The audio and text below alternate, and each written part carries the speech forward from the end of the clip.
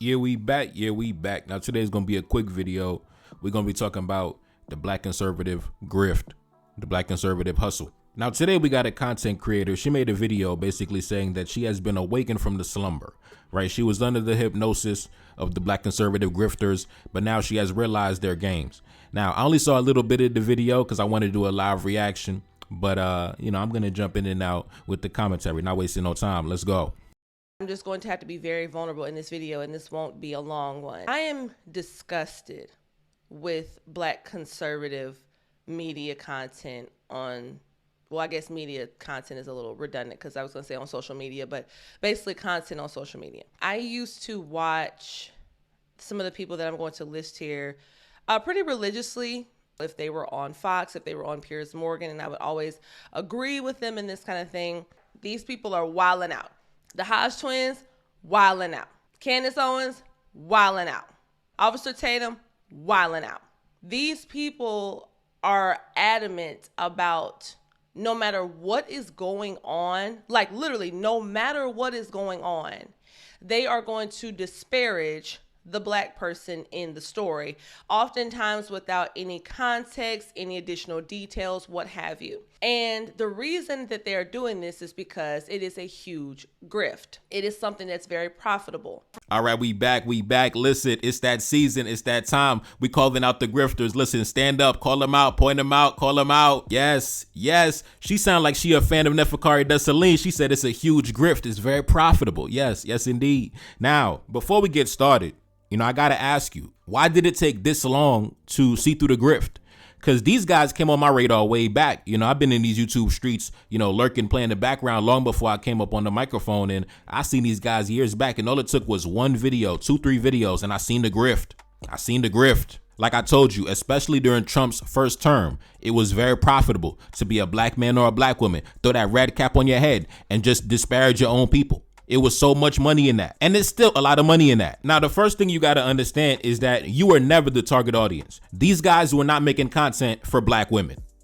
I'm sorry to tell you, you are not the target audience. When they make their videos, they don't even have you in mind. Even though they call themselves so-called black conservatives, they don't even have you in mind. They're not making the videos. They're not thinking about you when they're making their content. You are not the target audience. Of course, you can come watch the video, comment, like, and subscribe, but they do not have you in mind when they are crafting their content. When you see the image I got up on the screen, this is more of the reality of what is going on. This is their target audience, right? This is who they're speaking to. This is who they're trying to resonate with, right? This is who pays their bills. The majority of their audience already has a negative image of black men or black women in their mind. Coming in the door, they already view you in a negative light, right? So they're looking for confirmation for what they already feel. Of course, they themselves cannot say certain things without coming off as ignorant. But when you have the black conservative mouthpiece, it gives them that confirmation, and they're willing to pay money, send super chats, send gifts, make these guys very rich just to keep confirming what they already feel. So they come in the door already having negative sentiments. Those negative sentiments get confirmed by the black mouthpiece, and they leave the video with those negative sentiments reinforced. And it's a constant cycle. We coming back, every day for our daily confirmation of our negative sentiments. It is what it is. But I didn't want that stigma attached to myself as, self-hating and this kind of thing, because I know how ignorant some people are. The second that you do criticize anything about black culture or some of the things that we've started to adopt in years recent, they automatically assume that makes you self-hating, that makes you a COON, all this type of stuff. And I'm like, no. All right, we back. Now, I'm not very familiar with her content, so I'm assuming, I guess she was kind of in a, black conservative adjacent type space, and now she's moving away from that. But I want to ask her, how come in the so-called black conservative space, the only thing they actually talk about is, like you said, criticizing their own community? That's the main function of the black conservative space. They don't really talk about anything productive or edifying. It's just, I'm just here to criticize my own community, and that's fine. But when you compare them with the white conservatives, number one, the main difference between the white conservative and the black conservative, especially in the media, is the white conservative actually talks to his own people, right? The target audience of the white conservative is the white community. So the white conservative in media, he's talking to his own people. And he doesn't sit around just criticizing his own people. He actually has, productive conversations like the declining birth rates, right? The falling birth rates, preserving the demographic racial majority, right? The school curriculum, the so-called liberal indoctrination. They actually talk to their own people about things that matter to them. The black conservative, number one, he doesn't even talk to his own people. Number two, when you remove the main element of the grift, which is criticizing your own people, what are you left with after that? You're not left with much after that. You see, when it comes to the white conservative, he's going to talk to his people about things that matter to them. When it comes to the black conservative, all he's talking about is black criminals. Black people are terrible voters. Black culture is terrible. Black people are awful. Like, that's how you know it's a grift. They're not talking about building black institutions. They're not talking about black economic advancement. That's when you realize, what are they really conserving? Because if you're a conservative, that means you're conserving something, you're preserving something, you're protecting something, you're maintaining something. What are they maintaining? We see what the white conservative is maintaining. We talked about the topics they talk about. So clearly, they're trying to maintain their heritage, their tradition, their demographics. What is the black conservative, especially the media grifter, what is he maintaining? What is she maintaining? And that's the thing. When it comes to so-called conservative values, most black cultures around the world, we already embody that. We already have that, right? The family structure, the respect for your elders, right? Just the other day, I even told y'all, there are certain content creators I won't even attack because I got respect for the elder, right? That's the conservative value, right? Hard work, education, right? Community, the family village, right? Good manners, dressing well, right? Representing the family well. These are all conservative values that are in black cultures around the world. And notice you don't got to disparage your own people in order to embody them, right? So that's the difference between so-called black conservative values and just media grifting, talking about black criminals all goddamn day in front of white people, right? It's a difference. Oh boy, some of you guys were right. These people that I was supporting, the Candace Owens, the Officer Tatum's, heck, even Jason Whitlock, etc. Now, in the next part of the clip, she's basically going to be reacting to something that Nick Fuentes has said. I'm sure you guys heard about Nick Fuentes, so-called white conservative media personality. And I guess she was upset by what Nick Fuentes said. And she was also upset that so many of the black conservative grifters basically agreed with him. Now, anyway, let's continue. He directly said, with no uncertainty, that black people are born genetically inferior, that we are stupider than our white racial counterparts and other racial counterparts, that we are inherently more violent. He basically called us animals. He sat across from a black woman and basically called her an animal. And she gets on an interview with Tucker Carlson to further say, well, he was a nice guy. He was cool. I don't know. But then, so what did Nick do? The only credit that I will give him is he did what most people are too cowardly to do, is he said the quiet part out loud. That is it. All right, we back. Now, I believe she's talking about the interview between Nick Fuentes and Candace Owens. And yeah, I mean, the vast majority of the audience that these black conservative media personalities direct their content towards as their target audience, that's how they feel.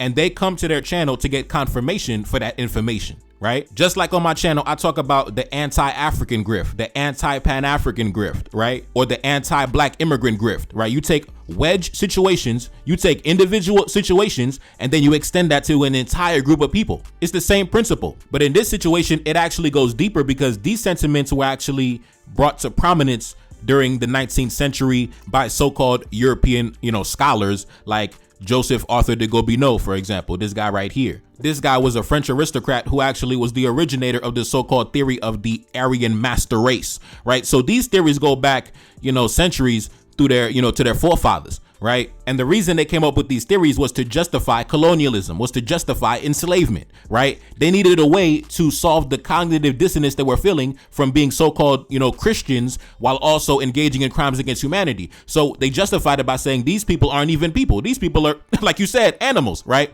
And they simply passed down those teachings to their, children and their progeny. And those theories have still, passed down still to this day. They still permeate.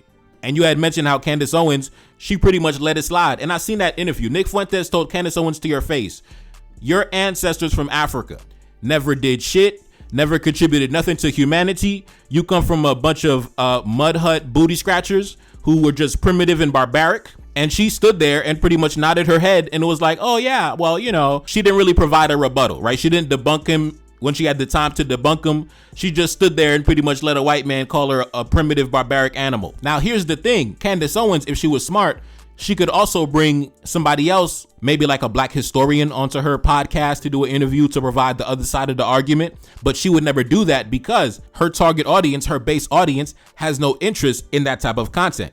They don't care about providing the other side of the argument. They don't care. They wanted confirmation for the information they already believed, right? That's the grift. Now let's continue. He went and bashed her. He said that she was a DEI hire. He said that she's not as smart as she thinks she is. And neither are any of these other Uncle Toms. And he named Jason Whitlock, maybe Tim Scott. Now listen, I'm gonna let you in on a secret. Even though these guys, like you said, it's a very profitable grift. They have very large audiences, very large fan bases. But don't get it twisted. Just like Nick Fuentes called them out as what they are, y'all just a bunch of Uncle Tom Negroes. Guess what? The audience feels the exact same way. You don't think the audience can see the grift as well? Of course they can. But the reason why they support the grift is because it advances their worldview, right? But deep down, they know, like, man, this person has no character. You have no honor. Like, I would never do this to my people. But of course, they're gonna watch you do it to your people. It's the grift. It brought all of this to light for me in a way that I know some of you are gonna say, "Doi." Hey, again, enjoy this video. You guys got it. I was wrong.